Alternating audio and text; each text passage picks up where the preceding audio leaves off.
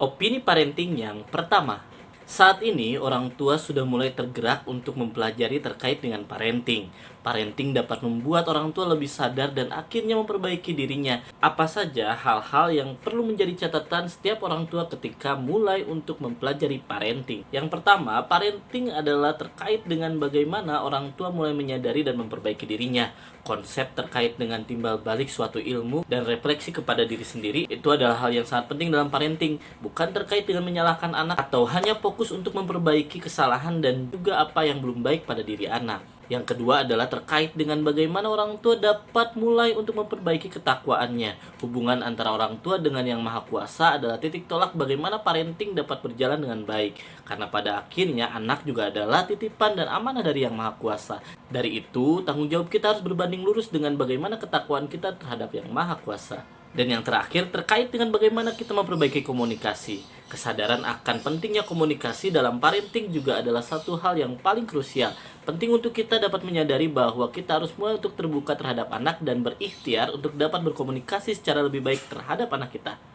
Opini parenting yang kedua, connection versus correction. Biasanya orang tua sering sekali untuk mengoreksi hal-hal yang belum tepat dan belum baik pada diri anak. Terkait dengan proses timbal balik interaksi kita kepada anak biasanya lebih banyak mengandung penilaian. Bagaimana kita menasehati, mengoreksi, dan akhirnya kita dapat memperbaiki. Itu yang menjadi pandangan orang tua terhadap interaksinya dengan anak. Namun titik tolak pada parenting terkait dengan bagaimana kita pun harus dapat memperbaiki connection. Connection harus lebih awal kita perbaiki sebelum kita melakukan correction terhadap diri anak. Interaksi berupa connection yang lebih banyak terhadap diri anak akan membuat hubungan yang lebih baik antara orang tua dan anak. Sedangkan ketika kita terlalu banyak mengkoreksi anak dalam bentuk penilaian-penilaian pribadi kita terhadap anak, di situ akan membuat anak justru tidak nyaman dan akhirnya connection kita terputus. Opini parenting yang ketiga, membangun kesan sebelum membangun pesan. Pentingnya untuk setiap orang tua mulai menyadari dan juga mulai mengerti bahwa kesan baik itu penting untuk dimiliki dari diri anak terhadap orang tuanya. Dari itu, kita harus mulai untuk tidak hanya berpesan dan juga terus memberikan nasihat-nasihat kepada anak kita, tapi kita memberikan suatu momentum baik dan juga kesan-kesan yang akan diingat oleh anak, yang akan membuat mereka terus mengingat apa yang kita katakan. Pesan-pesan berupa perkataan baik itu pun tidak akan menjadi bermakna jika pada akhirnya orang tua tidak memiliki kesan yang baik di diri anak. Anak-anak yang tidak menyukai orang tuanya cenderung akan mudah untuk menolak setiap pesan-pesan yang diberikan. Dari itu, berikanlah kesan yang baik kepada diri anak dan perlakukan anak kita dengan baik agar mereka memahami, mengerti, dan juga mengenang apa hal-hal yang baik yang telah kita lakukan bersama mereka. Dan akhirnya ketika kita tidak ada di samping mereka, mereka akan paham apa pesan-pesan yang telah kita sampaikan.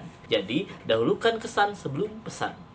Opini parenting yang keempat, di usia 0-2 tahun, wajib untuk setiap orang tua menghindarkan anak dari pengaruh gadget. Kita harus benar-benar hindari screen time dari kehidupan anak kita. Di 0-2 tahun kita harus mulai untuk melakukan human interaction lebih banyak. Interaksi antar manusia yang paling utama ada terkait dengan bagaimana orang tua dapat mengkondisikan dirinya untuk lebih banyak berinteraksi, baik verbal maupun secara fisik.